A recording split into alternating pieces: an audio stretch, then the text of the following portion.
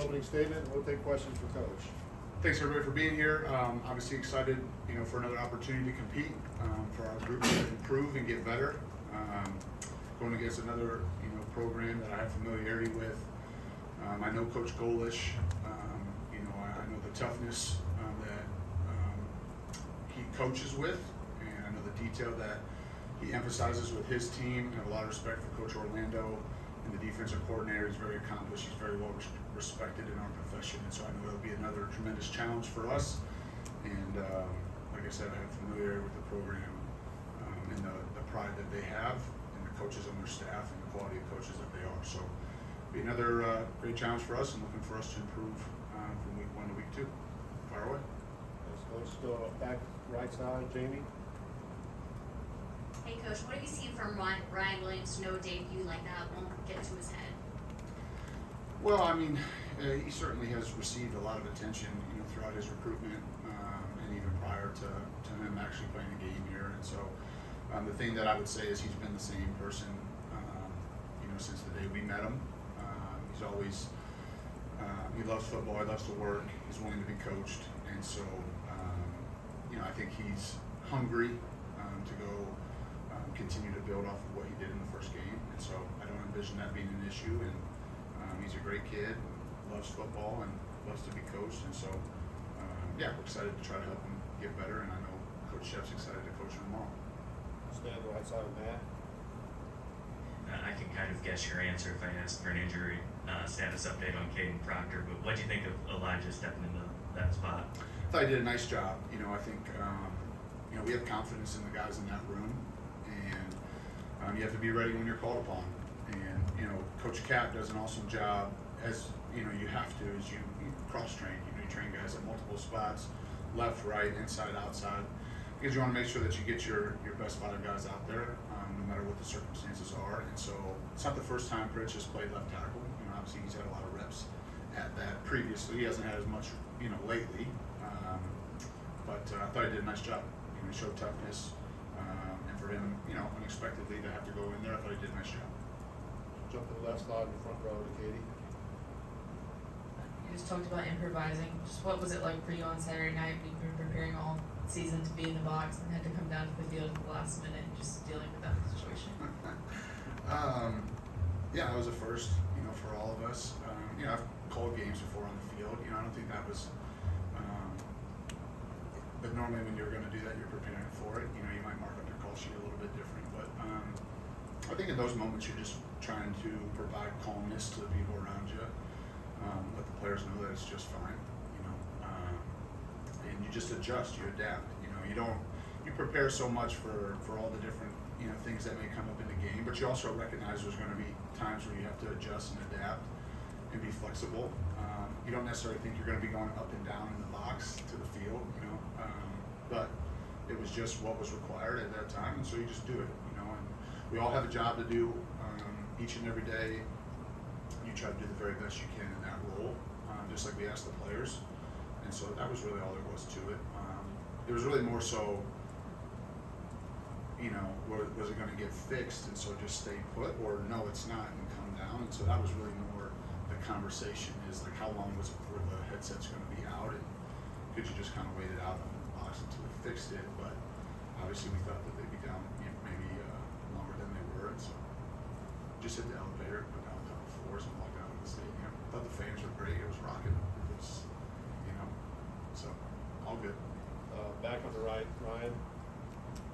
Coach, I know you weren't part of the team last year, but a lot of people were against USF. What did you see in that game? How much are you using that game? Or are you kind of saying this is a new team, obviously a new quarterback that's playing on your side? Well, I think there's lessons learned, from everybody on, previous experiences. But it's certainly, that was early in the season last year. This is a new group of players. They have a new group, of players of their own. And so, similar coaches, obviously, for them, so I'm sure they'll be watching the film on things that they felt, versus certain people that maybe they had success with, and we're evaluating that.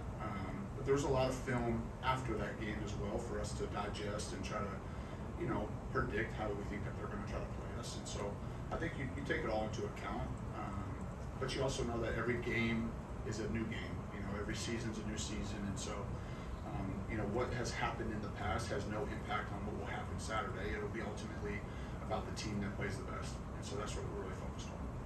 Go back over the left side, Steve. Obviously, Coach would love to have seen more, but just the efficiency of Milroe in his first game. Can you talk about that there? I thought he did a nice job. You know, I think obviously he was very explosive. You know, and you know the thing that I enjoyed or I was proud of him was just the communication. You know, between series, what he saw. I thought he saw the game very clearly. You know, we talked about all week with the group, not just Jalen, but the whole team is improve as the game goes on. You know, and the communication that occurs between series to try to just get better. You know, see how they're going to try to play you, be able to adjust, be able to adapt. And so I was really proud of that. I thought he was calm. He was poised. I thought he was competitive. I thought he showed toughness. You know, it wasn't a ton of snaps. Obviously, there was some short scoring drives, and so. But I was proud of how he played, and I know he'll tell you there's still room for growth, which is exciting. And this is really the fun part for coaches is that you go play a game and you see what you need to work on. You know, you think certain areas where you think the guy's got it, and then it shows up in the game, and maybe it's not quite the habit that you want. And so we're excited to get back on the grass tomorrow. Go to Mike here on the right side of the room. You had two other quarterbacks get into the game too, with Ty and Dylan. Just what did you see from them? Obviously, Dylan didn't throw a pass, but just the operation. I thought they were clean. I thought they communicated well. You know, by and large, made the right decisions. There's a couple that we like to learn from, but you know, that was the first experience for me with all the guys in our room as far as seeing them compete and being out on the grass, in a game environment, and I was proud of them. I thought they, like I said, they communicated well. They had poise. They led their groups. They moved the ball when they were in there, and ultimately that's their job as quarterbacks. They use their legs. I thought they played football, and it was good to see. I was happy that they both got a chance to get in the game. Go to Charlie on the right. Going back to Jalen, when you're watching film with him when you come in, how did you see him kind of progress over the course of the season after this game last year, this USF game? I wasn't here for that, and so it's a little bit difficult for me to kind of give you a big picture, on what that looked like. I wasn't here. I wasn't a part of that journey for him. Certainly we've had conversations about lessons that he's learned along his journey, just like I've told him about things that I've grown, and when I was a player, as a coach, you name it. That's the type of relationship that you're always trying to build and create, so that you have that relationship built on trust, and you can communicate about things that you've been through, and how you got where you are. So it's hard for me to say specifically as far as how he improved or what that looks like. We're just focused on just trying to be better this week than we were last week, and that's really where all of our attention is right now. We have time for a few more questions. We'll jump on the left side to Tony. Back to the elevator improvision. How long did it take you to get from the coaching box to the elevator? And obviously, you guys were able to learn that while they had the ball. Do you have a plan in place for if that was to happen? If you guys had the ball, if you're trying to get down there, is there somebody, does the board step in and make the calls, or how does that work? Yes. I wouldn't say we spend a ton of time on the headsets going down and me getting stuck in the elevator. It wasn't that long. Most people were in the seats, so there wasn't too many people on the elevator. But we'll be okay, I guess. We'll be prepared for it next time if that happens. I get stuck in the elevator. So Chase on the right side here.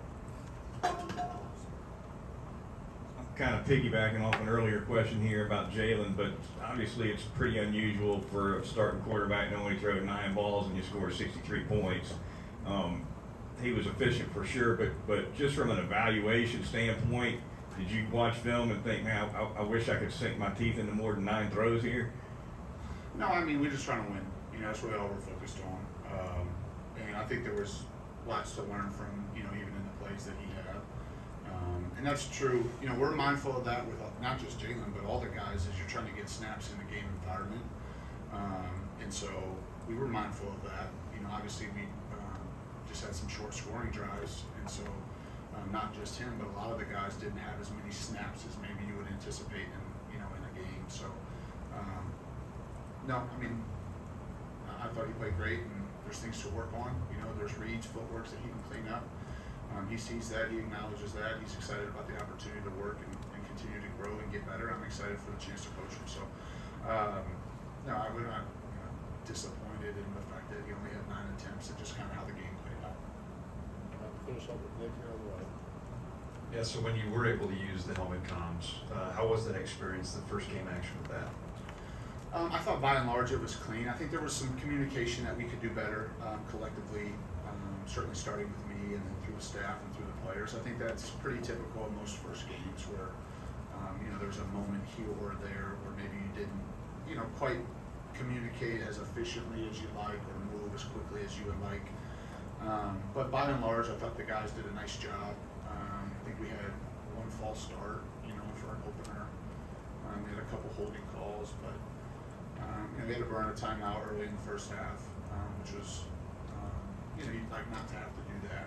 And so there's reasons for those things. There's things that you address both as a staff and as the players on you know, just trying to eliminate those things moving forward. But for the most part, for a first game, I thought it was relatively clean from a communication standpoint. All right, thank you. Okay, thank you. Roll Tide.